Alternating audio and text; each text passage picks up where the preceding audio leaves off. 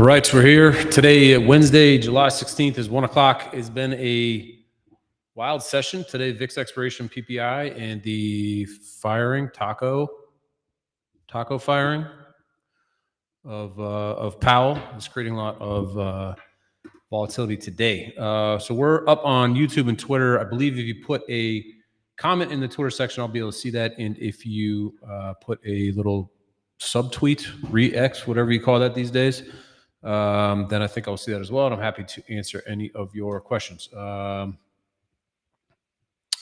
right, here we go. So I want to set the stage today. Those of you who caught the OPEX effect, the podcast has been getting amazing traction with my buddy Jack at Excess Returns. You know that I have positioned rather bearishly into this OPEX window. And that has kind of been a repeating theme over the last several options expirations, certainly with May, and we saw like a 2% drawdown there. And then in June, we had what looked like some pretty solid weakness setting up. So there's the kind of May OPEX window, a little correction, we got a rally, and then we really seem to be fading in June OPEX, largest options expiration ever. We seem to be fading into that 5,900 strike right into the end of June. That was the JP Morgan strike. Then we got the ceasefire, kind of, I don't know if you call that a peace deal, whatever that was in Israel, Iran, and the market just went off to the races, and we got the big, beautiful bill. And now we're up here at some new, fresh, all-time highs into VIX expiration and July options expiration. And so what we're seeing here, and the reason that I'm looking for a pullback and a correction as the market is primarily because we are very stretched in terms of call values versus put values. And that goes for positioning as well as the things that we're seeing in prices. Obviously, today we did have that quick bout of weakness, but the dip was bought, as every dip has been bought in recent days and weeks. But one day does not sort of determine our fates. So if we just take a quick look before I get into what is going on with today, if we go over to our Compass tool, you can check out what the implied vol values are doing. So what I've done here is I've loaded up the biggest ETFs in the US. These are all the sector ETFs. And what you're seeing at the top here is call skew. Now, call skew is showing the 25 delta call versus the at the money call 1 month out. And what you can see is that when you look across the sectors, we have very high call skews and things like KWEB, the Chinese internet ETF, spiders, real estate, tech, more tech, commodities, right? All those have very high relative call prices going into this expiration. Now, these are 1 year measures. So you're seeing some of the most bullish action or positioning we've seen over the last year. And not only do we have some, major market highs last year into the last quarter, but we also had everyone buying the dip, right, very aggressively in April off of those lows. So, very weighted on the call side. If we just check some of the top single stocks, you can see this as well, right? JP Morgan, Taiwan Semi, Costco, Baidu, these things are all up around their highest call skew percentages. It suggests that call prices are rather high. Now, if we compare the call prices versus the puts, you see the same thing, right? So all of these positions here are on the right side of the chart, which tells us that call prices relative to puts are expensive. Now, if the call prices were associated with very high volatility values, kind of like stock up, extreme vol up, then you'd see them appearing in this top of this grid. But right now, we really just have this. People are very complacent. They're very weighted on the side of calls.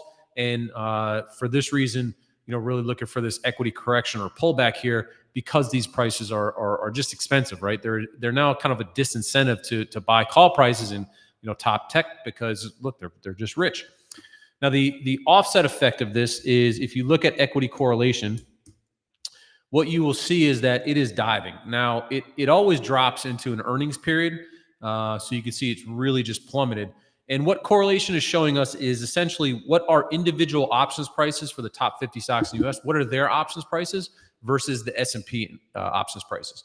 And the higher we go, sort of the more crowded we get into single stock space versus index space, it's a sign of low correlation. What's another way, or just sort of the high level way to think about that? It's a metric of bullishness, right? Why is that? Because oftentimes as investors, we're thinking, do I own stocks? Do I own bonds? Do I own commodities? Do I own Bitcoin? Do I own gold? Do I own cash? Do I own savings bonds, right?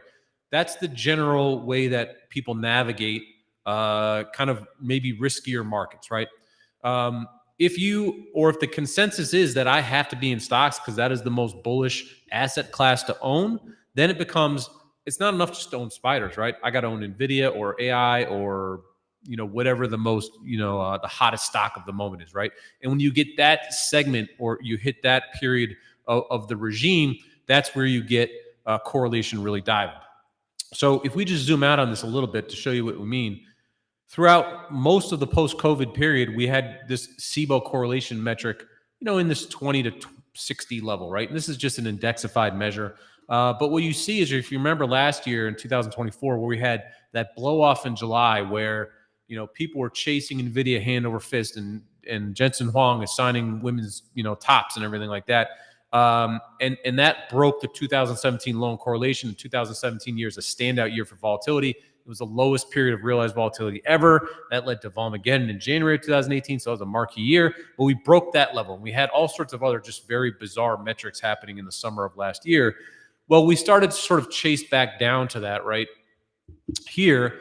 And what I think is interesting at this moment is we had CPI yesterday, and I'm not going to get into macro too much, so brace yourselves for Brent's macro hot takes. But look at rates now, right? They're starting to pop back up. And I don't know what this really means. CPI seemed to sort of shift these things a little bit higher. PPI didn't do anything this today. But what's interesting to me about this is that Trump is now telling us that Powell's a real idiot, and he may or may not have a letter on his desk. He likes making letters. He may send them to other countries about EU tacos or power farming taco, whatever it is. He's writing a letter, and so these rates are now going higher. But he wants to fire Powell because Powell's not dropping rates. I don't know. I'm not too bright on the macro front, but that seems like a conundrum. Seems to me the ramification of this now is, what do you do if rates start to go higher? Do you still want to own these certain assets? I really don't know. Plus, we have the Genius Act now, which is supposed to come out. Do you want to own more crypto? So we're hitting these lows in correlation. Again, yes, earnings is coming up, which always drives a little more focus on the single stock side, but the trend in correlation has been coming down as the markets have really been ripping. So the takeaway from this is that we have clearly single stock chasing. We now have this kind of bizarre regime mix coming in with the rate Powell situation. And we have the loss of equity positions or options positions with options expiration that can serve to just loosen things up a little bit. Obviously, VIX expiration was this morning, and that initially sort of seemed to trigger a little bit of movement. Not a ton, admittedly, in the face of the Powell sort of reversion today. But the point here is that we're now losing some of the positions that have maybe reinforced a lot of equity positioning. Now, the other part of this, right, if we just go and we look at realized volatility, so how much has the market been moving? And, is there also this idea of hitting a lower bound in realized vol? Well, this is a long-term view of realized vol in the S&P. And if you look at this, you could see that 1 month realized vol is at a 9.9. So let's just call it 10. That's, 50 to 60 basis points of movement, maybe a little bit more. That's about average, the low average, as you could see that green line over time, right? So we're kind of near lows. We're not at unbelievable lows, but this is a very complacent market. Short dated realized vol at 5 days out of 7. You can see we hit some very quick spurts around 2, but we're in a very low vol regime right now, right? This is certainly not a market that is pricing in a lot of volatility, nor have we been experiencing a lot of volatility. And if you go back to the OPEX Effect podcast, what you'll find is that we actually did some studies on this, and we found that more often than not, volatility will turn at options expiration. So if you have a low vol regime, it'll shift to a kind of a vol spike in the next 1 to 2 weeks. If you have a high vol regime, vol will come down over the next 1 or 2 weeks. So statistically, we've shown that options expirations can indeed be turning points. But if we look at implied volatility now in the fixed strike dashboard here, what do we have today? We had PPI in the threat of Powell getting fired yesterday, right? Now, the equity market did close weak yesterday. We closed at the lows, right? And so what we're comparing here now is fixed strike vol versus yesterday's close, which was a weak close. And you can see vols are up about half a point across time, right? So even though the equity market is rallying a little bit, it's up 20 bips right now, vol is not really coming down. which is kind of an interesting short-term signal. The second one is if we flip over to term structure showing us the at-the-money vols. What you see is that we have high implied volatility for tomorrow. We have jobless claims, and then there's the consumer sentiment data. I don't know how much that matters for Friday. But next week is pricing in some pretty low implied vols, even though we have a Powell speech next week. Then we move forward. We're going to end up with the JOLTS data and then the FOMC press conference. So you can see there's this real low in the term structure with a relative high tied to the 8/1 tariff expiration, right? So even though we have this Powell press conference, even though Powell's speaking next week, I don't know what that speech is. Maybe it's not a huge deal. The market is just not pricing any real movement for next week at all. So we have OPEX, we have rates kind of leaking higher. We have these headlines around firing Powell. We have Powell actually set to speak the next 2 weeks. And we have this tariff deadline, and we keep getting random headlines around that stuff. There is not much, I don't think, to cause these short-dated implied vols to lift and lift fairly significantly. So, if you just add that into the summary, we have the equity chase, we have rich equity calls, we have OPEX, which should loosen up some positions. We have cheap implied vols for next week. We have realized vol at a lower bound. Like, you start to stack all these things up, and you say, well, this stuff all seems to combine to a reasonable expectation that we could have something of an equity correction. So that's the general stage as we have it here for now. And I'll check the chat to see what we got. Hello to you. I have a sound echo. I don't know if that's true for everybody. Please let me know if that's true. You opened a different screen. All right. Good afternoon from Messi from New York City. Hello to you as well. So all quiet on the question front. I don't know if that's because the analysis is so clear and bright, or if I've just lost everybody. So let's shift to what is happening today. At the start of the day in the founder's notes, we brought up PPI and we brought up VIX expiration. So VIX expiration, those options expired this morning at 17. And so you can see that if you look at the gamma buy strike, which is a little bit of a nuanced way to look at VIX, but the VIX positions there, the gamma is arguably the most hedging flow, kind of just a way of looking at a weighted open interest. 17 was the biggest strike, right, by far. And so that was true yesterday. And if we just look at the VIX expiration today, and we just look at it over the last 5 days, what you kind of see here is interesting is that the VIX really held to this level, right? There was a fair amount of equity weakness yesterday. Intraday, we were down about 60 to 80 bips in the indices.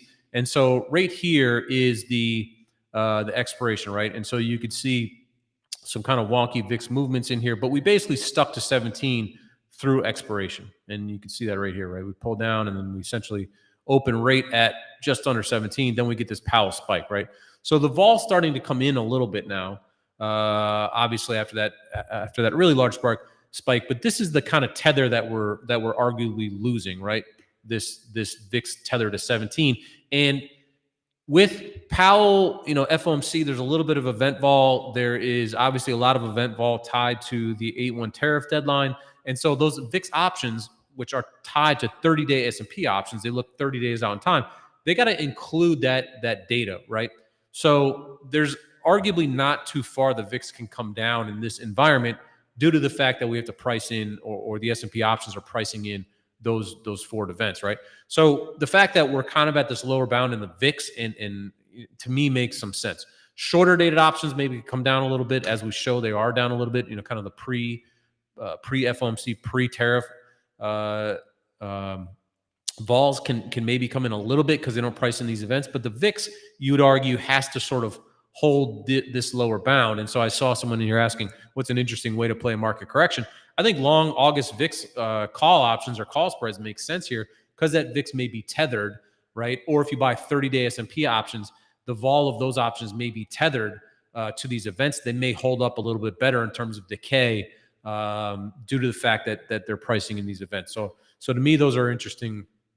Those are interesting trades. So we brought up that could be a turning point. And if you just look at the way that the S&P traded today, we did have obviously the PPI this morning, so that invokes some volatility. But you really see here, right? Where do we go? There it is, the 9:30 open. We sort of opened at that high and immediately started to sell off. You've seen VIX turning points oftentimes where the market just does something really weird around these VIX expirations. And the argument is that you can move VIX options prices in order to move the VIX index itself. Now, there was some lawsuits about this a while back, and I think some hand slaps were taken years ago around this. But it's clear that you can do that, right? It's just the math of the VIX equation. So there seems to be some hedging flows around these big VIX positions and the settlement quote, right? And that can in fact impact the way that the futures trade around that. Now, some of us may say, hey, that's manipulation. If you are a market maker, it's hedging. So this is always the funny thing. And I know that we're talking about the Jane Street thing. If you go to substack.spotgamma.com, you can read about the Jane Street India, manipulation, right? And they were trading skew versus shorting futures. And, again, manipulation, it's manipulation when you get to be a certain size, I guess, right? And certainly if you're not a registered entity. But anyways, you see all this weird movement oftentimes around these VIX prints. So always good to be aware of that. The second thing that we highlighted, which was really interesting to me, was the 6180 0DT put. And you see it down here. It was 11,000 contracts in Trace. And the reason I'm bringing this up is because it's a great example of how options positions can really help to move the market. So if we look at Trace in real time, and we go back to around 10 o'clock this morning, right? You could see that position still here, right? It's 15,000 after the market opened. HIRO, you can see, was pretty weak, but the equity market yet hadn't reacted to the Powell news. And so if I just push this forward a little bit, you're going to see the equity market drop, right? Somewhere in here. There it is. Took a while. And see how that put position is still at the max, right? It's now 16, almost 17,000 positions, right? I tick forward one more. And all of a sudden you see this start to bounce, right? HIRO is a real-time signal. Trace takes 10 minutes to update. So what you're going to see is now as I move forward from 1140, you're going to see that position move, right? So what was the fuel here, right, to help the market all of a sudden do this big bounce, and HIRO goes up? It was the closing of these relatively rich 6180 puts that add a bunch of delta into the market to help to shove the market higher. And so, am I saying that the market wouldn't have continued to tank if this position wasn't closed? I don't think so, because Trump tacoed apparently the Powell firing. But it is a clear boost, right? And what that does is it shifts momentum, right? Because all that vol that started to build up, that short-term vol that started to build up because we were selling, suddenly you dump positive deltas onto the environment here. Vol starts to get squished and the momentum turns and starts to go up, right? And so much of what this market is about is just pure momentum. And then you can see throughout the day here now, these have just been getting closed, right? Closed and closed and closed. And, that is helping these deltas to just kind of drift higher. And that momentum really helps to lift things up. So knowing where these short dated positions are is extremely helpful. Watching where the really big positions are, and we tell you what the big positions are because you just hover over there and you see the percentile. It allows you to know kind of the state of play. And if you know these big positions are down there, they become number one target prices, but number two, they become big support and resistance levels. And so a lot of you are sitting here watching going, Brent, that's great hindsight. What good does that do me now? Well, look at these two positions here, right? We have two positions to watch, 62.65, 62.60. You see two 98th, almost 99th percentile gamma strikes. These are very big strikes on the board. And so with the S&P up here at 56, you can see there's this layer of positive gamma now that could be a significant resistance point. Now, how do I know for sure that that could be resistance? Well, you never know for sure. But in this case, what I'm watching for is HIRO, which is this purple line. If this starts to turn south at this level, right, then that's another layer of confirmation that I have that the market may be topping out there. If HIRO continues this trajectory higher, which is telling me that people are just continuing to buy calls or sell puts, then I have to kind of back off the idea that this could be a significant resistance point. But if you get big positive gamma kind of layered or chunked together like that, and then you get the real-time data responding, right, the real-time HIRO flows responding at that strike, as well as sometimes if I look at short-term implied volatility, turning as well, then you can start to stack up the indications that we may indeed be getting a short-term top. Now, if you zoom out of this and you just say, what are the non-zero DT positions? There's very little out there. So here's zero DT positions. If I turn this on, you get only positions that are not in the zero DT space. And there's just not a lot of big bars out there. There's not these big, significant, longer-term positions in our view. Most of it's zero DTE, to sort of latch onto. So lot of short dated momentum, I think, just kind of in control of what's happening today. Once you get that big 1180 put close, that's helped to lift the market higher. That position, is all but gone at this point. So, now we turn to something more at the money, which is these 6260s. So that HIRO, Todd Trott is upset about the taco thing. All right, no more tacos. The reason that the taco thing is interesting is because, I'm just gonna move off that. All right, people are getting upset. How do we also look at this in terms of the options flows today? This is the S&P HIRO indicator. Now, what you see is when we did get the Powell firing, right, we see the big drop in longer dated options come in. And then what happened here, right, when the decision or the rumor about Powell being fired was removed? We saw 0DT start to rip. And a lot of this is going to be that 1180 put being closed. But what you see here now is that it's not so much longer dated options that are being covered. It's mainly 0DT buying that dip, bringing that mean reversion up, right? And now when you look at the 6260, you kind of see a little bit of reversion in here, some profit taking possibly. And so the 0DTE space is really dominant in S&P 500. And that's truly of every day now because, you have 60+% of S&P options are 0DTE. And so it's not surprising that is really oftentimes in control of those flows. The interesting times are where you see the non-0DT options really pick up, right? Which is what happened here with the Powell firing or not firing, but rumors of firing. And then the enchilada, we say, of the situation. In the equity space today, $430 million of positive deltas bought. Again, there was huge selling in there. Negative deltas around the Powell rumor news. There was a lot of call selling, some short-dated put buying. And we've seen those puts kind of get sold. The calls got bought. Overall, this is kind of just it's rather benign flow, right? There's nothing very exceptional about this. And I could say that because current HIRO's 422 million of positive deltas bought today. That can be $3 billion. So, not a lot going on here in terms of longer dated equity flows. And one of the things that was fascinating about yesterday, if we bring up yesterday's flow, was the size of it. I was really taken aback by how big the flow was yesterday in the S&P 500. So if we check this out, and when I show you the S&P 500 indicator, you see this is SPX, SPY, XSP, and ESF options, right? We did negative 8.8 billion of negative deltas yesterday, right? So you see we opened at 6,300 and they pounded this thing, pounded it yesterday. That negative 8 billion was the largest in the last 30 days, right? The record size of this indicator is something like 10 to $12 billion. So that was huge negative delta flow yesterday as we opened at those CPI highs, right? They just absolutely crushed this thing.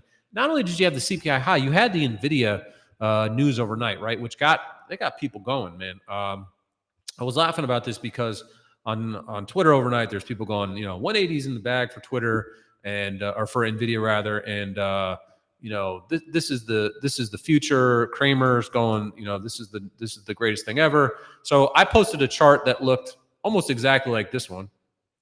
I say almost exactly because the model changed slightly. But what it showed, and this position didn't change, and I posted this in the morning, I said, look at all that positive gamma, right?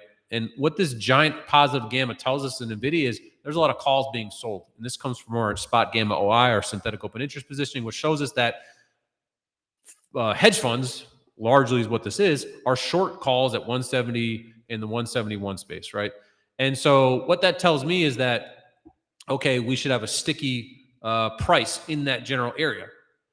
Now, what you're seeing here is today's price. So if yesterday, $20 billion of revenue or whatever the projections were was unlocked immediately with this China news, then you would think there would be a heck of a lot more call buying coming into the space. But the truth is our data didn't really change. So here's yesterday's data. And you can see there's the big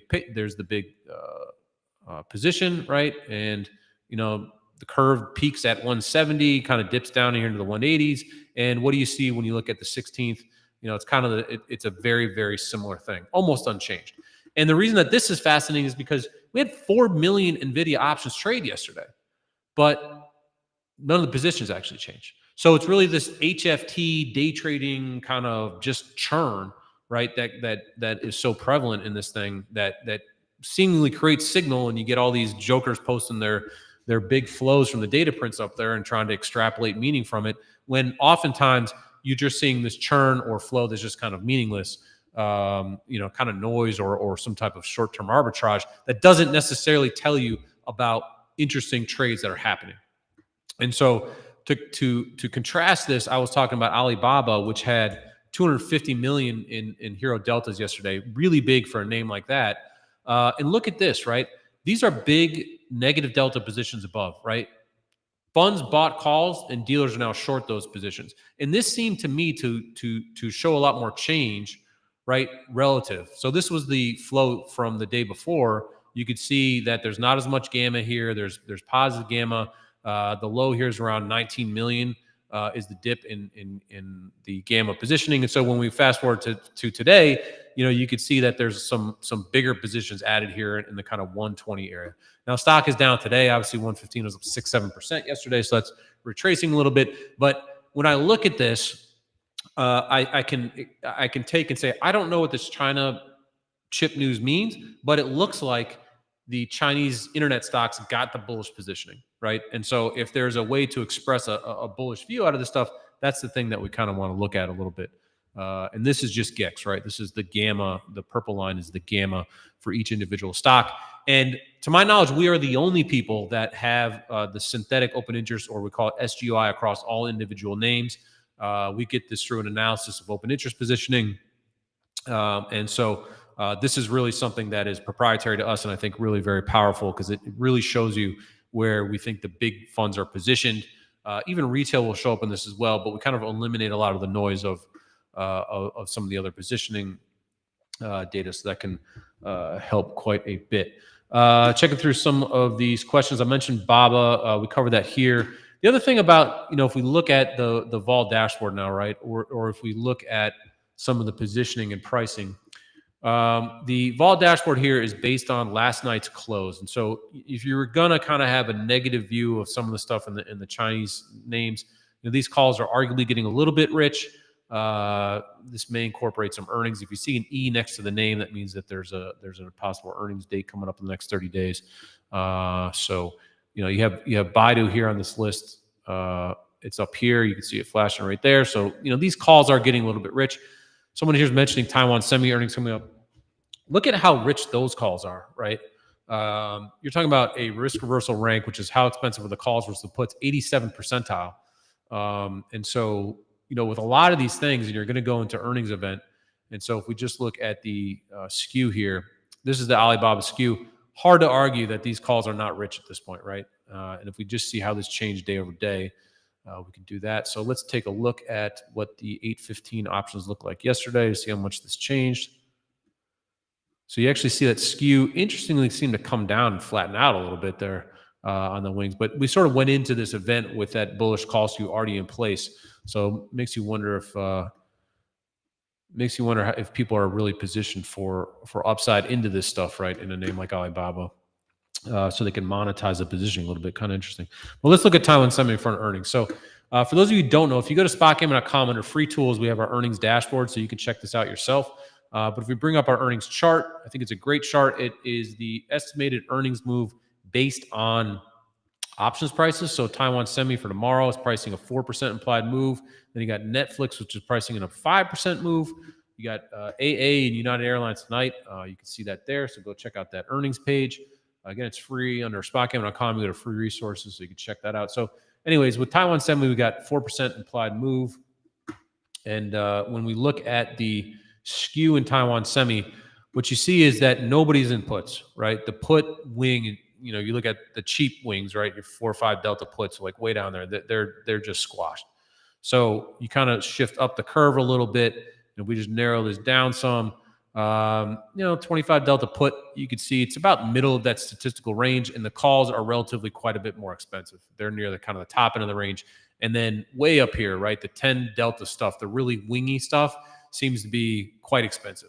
So when you go into an earnings event, you kind of look and see which side of the boat this thing is tilted towards.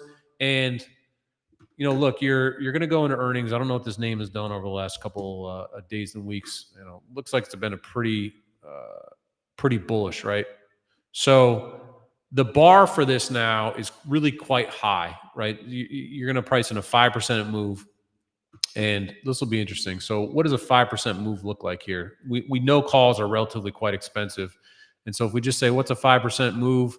It'll take us up into the 250, right? So we're at 237. That's basically 250 the upside. And then to the downside, about 225, right? So 225 to 250 is the implied range now for Taiwan Semi. If we look at the SpotGamma OI in terms of positioning, what do we see here? You can see there's almost nothing above. You got this one fairly big position at 260, but above 250, there's really no positions, right? They really wane. And then to the downside, there's some short put positions. It looks like this is positive gamma in this general area. So if I was going to do something, I would be relatively happy actually selling something like the 220 to 225 puts, right? And then to the upside, you just don't see that many positions up there, right? They're just not anything there. And the argument is that if there's not many options positions up there, is there a lot of reason for there to be kind of reflexive buying if we really start to move higher? If you get some sort of incredible blowout data print, well, that's one thing, right? But if we just get an inline positive, outlook, this 260 could be enough to kind of stop the high, and that's a little bit over that 5%. But it implies that if you're going to sort of just on a first order look, okay, let me sell something like the 225, 250 straddle. That seems like it could be something that's pretty interesting. We also looking at our old model. And the difference with our old models, we just look at the gamma by open interest, right? It doesn't break down whether we think this is our funds. And the reason this old model is interesting is because we've seen this time and time again where this orange bar, the orange curve, is call gamma. The blue bar is put gamma. And where these curves flatten out, this is sort of the rate of change of gamma. Where these flatten out, it seems to coincide with areas of where the stock will hit max sort of support and resistance, meaning under here, under 200, there are very few positions, and you see these curves really flatten out. So in a real miss in Taiwan Semi, you're talking about 10% decline, you would see the stock really start to drop. And then to the upside is more interesting, right? You get over 250, and these curves really flatten out. And don't forget, these are expensive calls, right? The wings are particularly expensive. So with Taiwan Semi, the 5% implied move, I think selling a strangle, leaning on that 225 downside number based on the SpotGamma OI in that 250, 255 area. I don't know what those options are going for, but that would be the kind of thing that I would look for into this earnings event. And then the second one, if we want to do the same thing, just looking at Netflix. In fact, Netflix, was one of the ones that we did a previous analysis of this, and this really just works so well looking at these gamma curves. But look at the size here at 1200. I mean, massive, right? Stocks at 1259.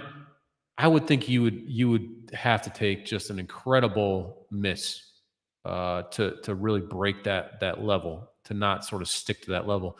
And then the upside, it's not until you get up over 1300 that the positions really start to die out, even all the way up into the 1350, kind of 1400 area. So it's harder to say that there's this boundary up here just because there's positions solidly through the 1300 level. I don't know if that's where the all-time highs were in Netflix, I'm guessing. Yeah, 1400. So, those are positions that kind of got kind of layered on, back then. And if we look at the SpotGamma open interest data, again, this is only showing the buy side positioning. You can see where the sort of fair value of positioning is, right?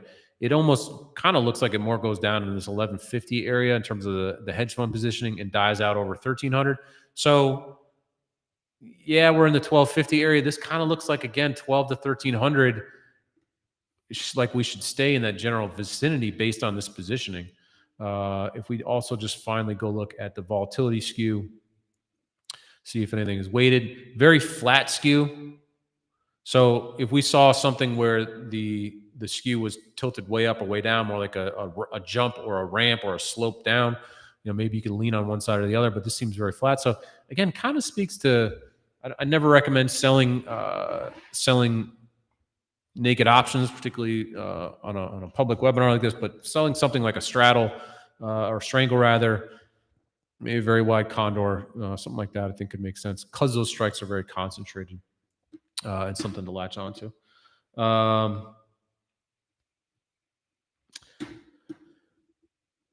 And then I see one more question about Tesla, so we can take a quick look at Tesla here as well.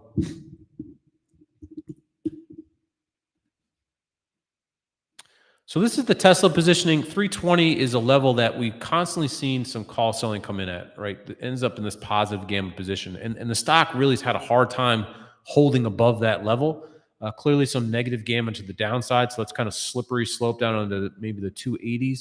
But if you can get over this 320 level, and if we see what happens after this expiration, so total gamma minus the monthly expiration, you can see these positions are going to go away. Right. So this big position's gone, this big position's gone. And I see that because that gamma line's very, very flat all of a sudden.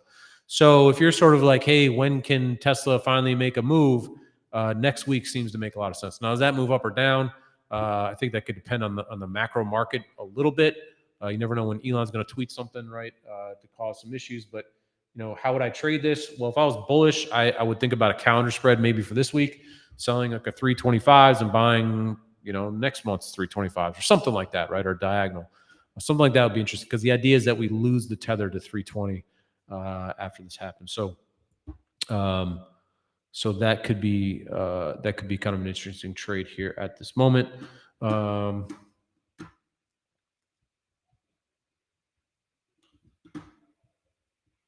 Yeah, and Vince says 90% of his trades are HIRO reversals on FANGs with Equity Hub.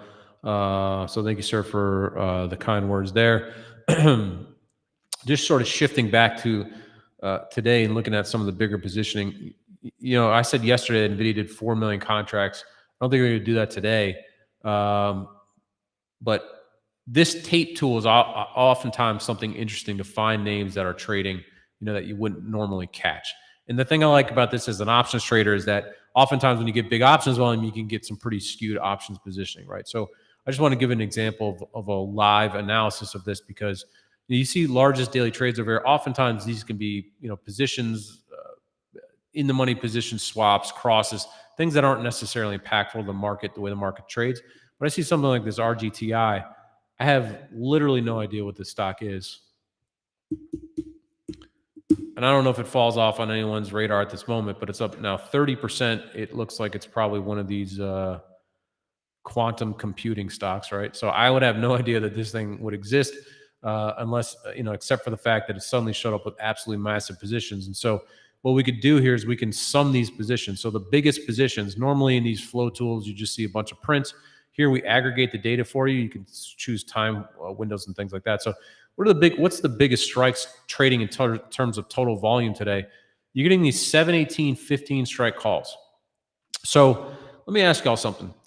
If you thought that this company had unlocked the future of quantum computing, would you buy Friday's calls or would you buy like December, January's calls, something like that? Maybe Augie calls? No, these people are piling into 718 calls, right? In size. So when we scroll down, you actually don't see any major strikes with major volumes until you get into the 815. There's some 919 way out there, right? 8,000. So when I look at this, before I even check HIRO on this thing, I go, okay, this is all just short dated options trading, right? That's what this is.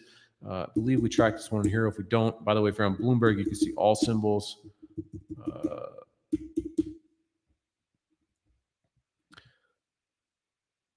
So, okay, you're able to trade an unbelievable number of contracts for a name like this, right? All this week's options, and look at the net delta of this stuff trading 2 million. Couldn't even get over 25 million on a day where you have a 30% rally in the stock. So it looks like, what would this suggest to you that all those prints are, right? It suggests that people are selling all of these short dated options into this 30% rally. Now, are we too early to trade this ourselves, to take advantage of this ourselves? This is a pretty blown out call skew, I would suggest, right? Now, at a $25 stock, can you actually sell these calls for much of anything? Hard to say that. And I also don't know if this news is for real or not. right? But clearly this skew has gotten absolutely blown out. So this is a great way of saying, okay, is this something that I can now trade, right? Is there some data in here, some strikes being highlighted, a name I didn't know. Okay, it's clearly crazy options flow coming in this thing, so it's a great way to sort of source some trading ideas and data. What I'm going to do here is I'm just going to turn off the kind of compare mode too. So this is comparing yesterday's implied vols to today. And what's so fascinating about this is see the highest implied vol change is for these kind of like at the money and below options. This stuff up here actually is now the implied vol is lower day over day, which is kind of interesting, given the fact the stock's up so much, right? And then the other thing is here is we could do a skew premium view of this. And what the skew premium is showing us is which options have the fattest skew. And so in this case, you're seeing some of these longer dated options like in August. These are all mainly August. Let me do a little bit of a better pruning job here. See if we get some better expirations in here. Looking at something like the 21s here for September, right? These seem to have very fat skew. So, if you're looking around for something to trade, 1x2s and something like this, maybe something that helps you to mine that skew or bet in that vol skew coming down can be really pretty interesting. So I don't know. That was a little bit of a fun exercise.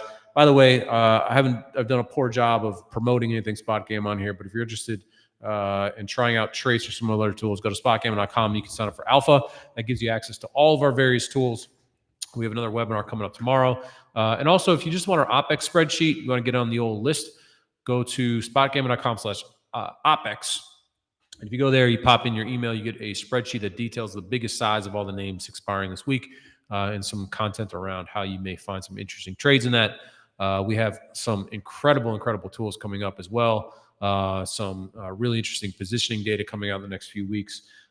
We have just a cadre of other tools that are coming out as well. And so the nice thing is that if you come into SpotGamma now, sign up for Alpha now, you're locked in, right? We've historically never changed rates on anybody, subscriber rates, even though we keep adding a lot of new tools and a lot of new cool stuff. So go and check that out.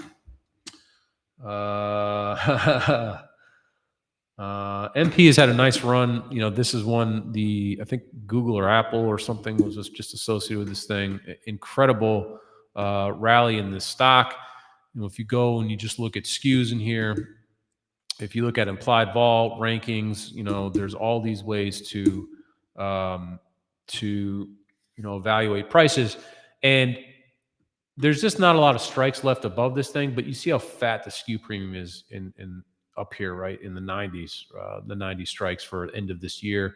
If we just look at 30-day skew, I mean, this is a good one where you look at it and you go, okay, they have earnings coming up right here, the 8th. So the 30-day skew is incorporating that a little bit, but man, this seems very rich. And so, if you're talking about 1x2s, where generally it looks like selling the at the money, buying the at the money option and selling 2 of the 25 deltas to do that structured delta neutral. You look at something like that as a way to put these trades on. But this is incredibly rich skew.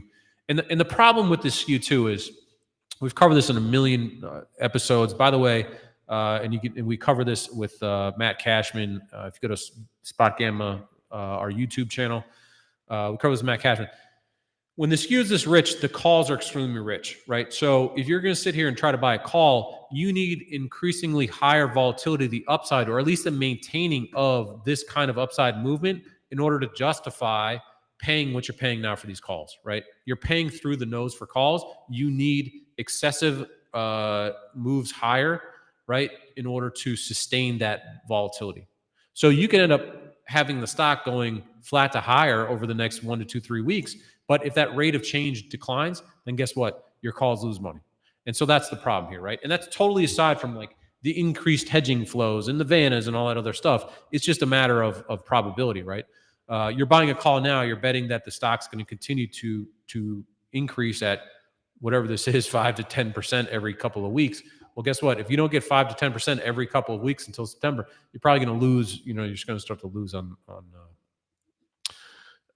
these trades. So that's something to really be aware of. Obviously, with the earnings coming up to that stuff, and then I think there may be some other headlines embedded in here. I saw some about Apple headlines. I don't really track it that much. So you always want to make sure that there's not that extra catalyst in here, and that high implied volatility for this week. Maybe there's some news that may come out this week. So just always double check that before you trade, obviously. But very, very rich skews right now.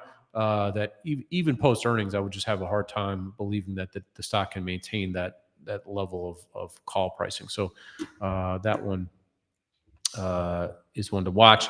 Why don't we have an implied move? So one of the favorite tools here at SpotGamma for our members is the 1 day implied move. The reason why I have an implied move for the NASDAQ is because the NASDAQ positioning is just not as big and consistent as it is with the S&P.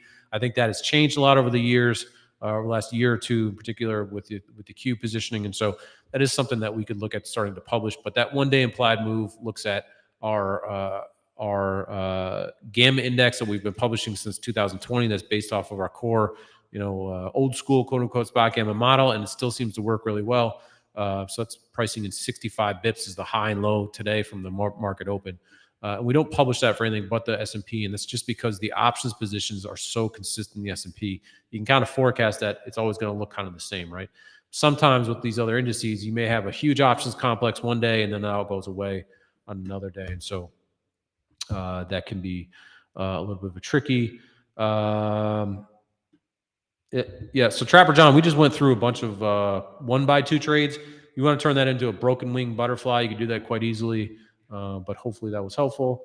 Does it make sense in Equity Hub that you buy options when betting on moves into negative gamma or empty areas? I don't think you want to bet on names going into empty areas. I think you want to find names that have a lot of positive gamma to the negative gamma to the upside, right?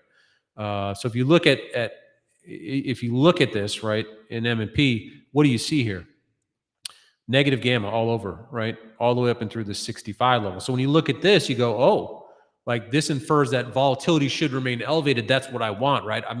Volatility is not a bad thing. If you're long the stock, you want volatility just to the upside, right?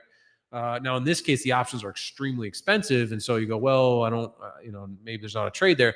But if you can find a name that doesn't have incredibly rich options, right, that's entering into a space like this, not only that, look at all the gamma that's going to be reduced, right, after this expiration, that can zap some of that upside, then maybe you have some interesting trade, right? Whereas when you're looking at, a name like Apple, for example, I don't know what this looks like, but huge positive gamma all over, right? There's nowhere in my view, there's nowhere the stock is not going anywhere. It's just going to be this sleeper, grindy, boring thing. But does that make sense? I mean, people own Apple and they sell calls against it. It's like, I own Apple, I'm never selling it, I'm just selling calls, right? It's a pension fund strategy, the retiree strategy, get the Apple dividend, blah, blah, blah. It's boring. It's like a stock. Like, look at JP Morgan, it's the same thing, right? JP Morgan actually a little bit more after earnings vol, but look at this, like, it's all just call sales. So AMD and Coinbase. So Coinbase,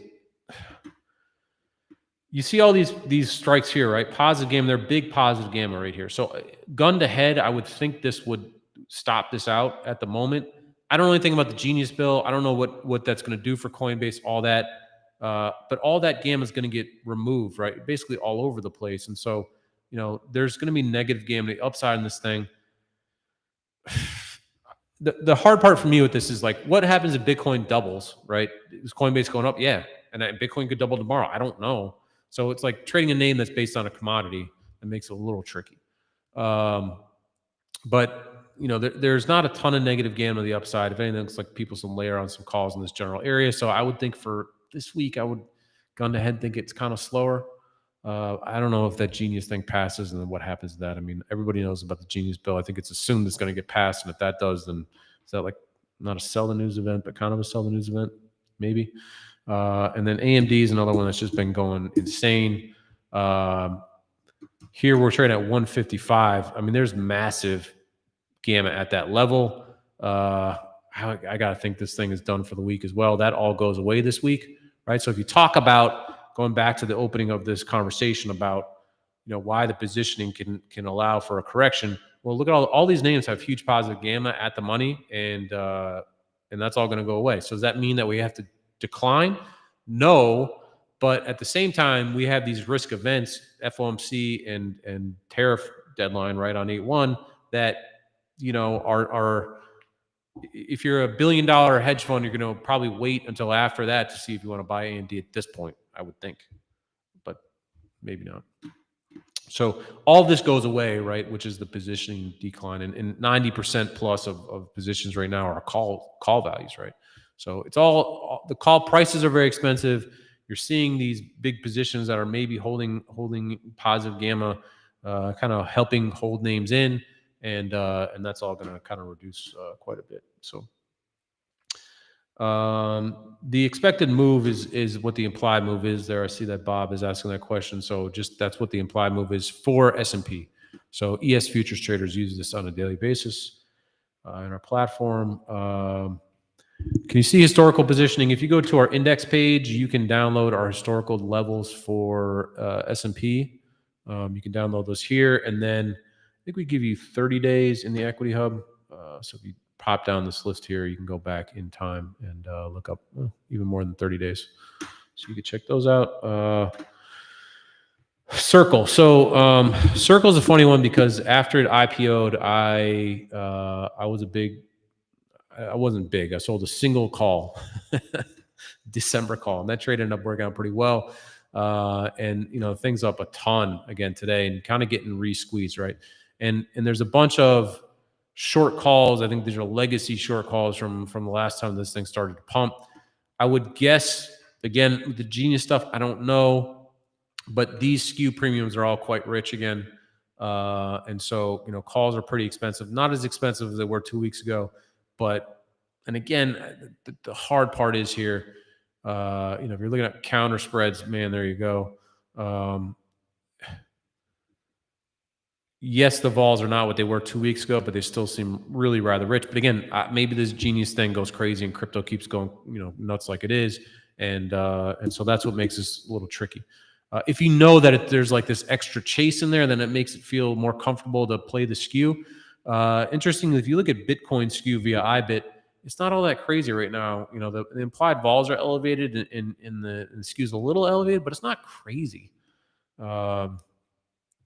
We wrote about this in the Founders earlier this week, where we said, look, earlier this year, Bitcoin vols and IBIT vols went to 60s, right? So that's the classic stock up, vol up, overbought thing. And in this case, we're kind of in the 40s, 42, right? So, it's not, the call skews are expensive. So you maybe want to buy call spreads, you want to play it, but it's not at this like, hey, let's sell, crazy short calls at this point, positioning. Coinbase looks very rich, as a Circle. And what other news at this point is coming out that people don't know? Like, the news is out, right? So is the passing of the Genius just the thing that finally allows for a correction? Or, holy cow, right? I would not want to short that chart. That's for sure. These might be one of the ones where you just go, gotta stand on the sidelines of this old boy. The market is quite weird, big cojones. Sometimes you just kind of hang out and wait. I'm going to tell you that I own VIX call spreads right now, and I own August puts. That's in. Talk about the Founders Zone a lot. I'm going to check out that Rigel stock, I think, after we get off here. Maybe put on the Netflix straddle too. That seems kind of interesting. So a couple interesting trades there to play. And what are, so as we kind of close this off, what are the levels to watch in the S&P? I talked about this in the Excess Return podcast, that to the upside, if you look at S&P positioning at the moment, and we'll round out with this, there's a lot of positive gamma that doesn't seem to be being removed to the upside right now. So this is the S&P. And so if we just zoom in on this, what you see is if you take the July options expiration out, you don't actually lose very much gamma, right? It's pretty unchanged. If anything, we lose some negative gamma. I think this 6,300 position goes away. So there's this kind of relatively thick positive gamma all the way up into 6,300. And then again, Powell and the tariffs are coming up. So are we going to ramp this thing before that? Probably not. And usually what happens is we rally and people sell more calls, right? This is a systematic call writing in the JEPI and the JP Morgan and all that other stuff, right? That just keeps selling calls. So when you look to the upside, it's like 6,300 into 8.1 seems like a pretty good deal, unless Powell like cuts rates or something like that. Just seems like that's going to be a pretty sticky upside area. And the more tricky, the trickier thing here is the downside. 6,000 is the level that I'd be like, okay, that would be kind of the worst, July downside I think I could see right now, unless there's just some crazy tariff change or Powell's fire or something like that. Even then, that 6,000 seems to be where positions really fade. There's like one big put position down here at 58.70. I think that's JP Morgan related, but there's not a lot of clear levels of the downside, right? So I would think that we would really start to lose downside momentum under 6,100. I kind of maybe buy a dip buyer, obviously depending on what the catalyst is.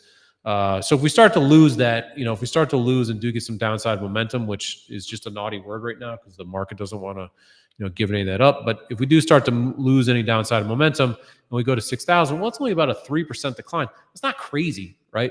So, that's the level I'm really watching. And the nice thing about that decline would be all those rich calls would suddenly burn off, right? That positive call positioning and a lot of single stocks, positive gamma call positioning would go away. So, if you want to pull the market back a little bit, clear up the rate issues that we may have, or just get some more clarity in there. The tariff thing is cleaned up a little bit, and then all of a sudden you go like rip into the summer, right?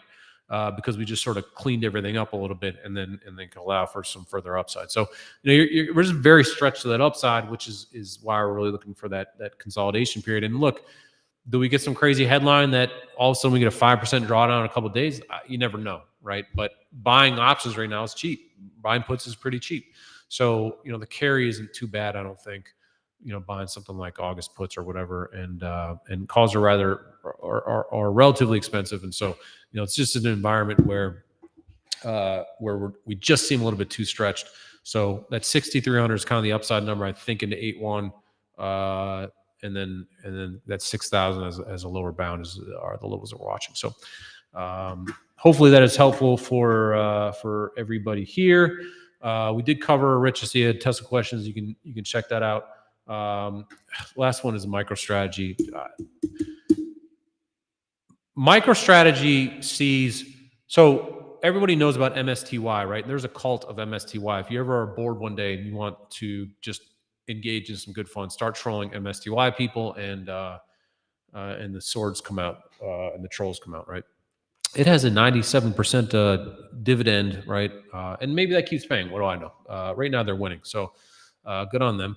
Anyways, I think that even though those are convertible bonds and now they've switched to some other construct, they're not convertible bonds anymore. I forget what it is. My mind's escaping me. Anyways, there's a lot of call selling, right, from these systematic strategies. And so what does that mean for MicroStrategy?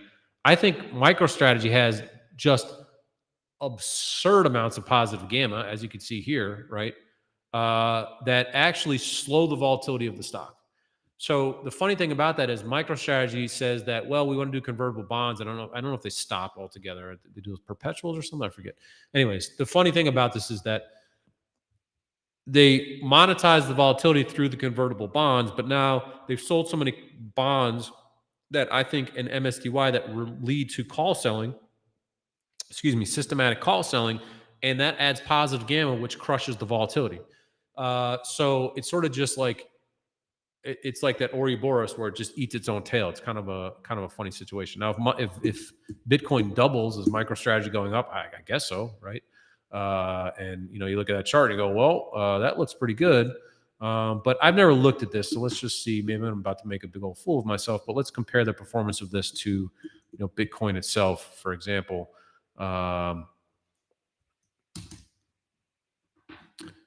If you look at this over the last 3 months, well, it's definitely outperforming. If you look at it over the last month, outperforming. So, is that positive gamma doing anything that's kind of slowed down a little bit? It's really not versus Bitcoin. I don't think it's necessarily fair to compare it to a Coinbase or Circle. I'm don't know about Robinhood started to do some of this. I don't know some of the other names and off the top of my head that are starting to play around with this BTC yield thing, because that's the other one, right? There's other companies kind of doing the same thing. But what do they got? 300,000 Bitcoins or something like that. It's really pretty wild. So,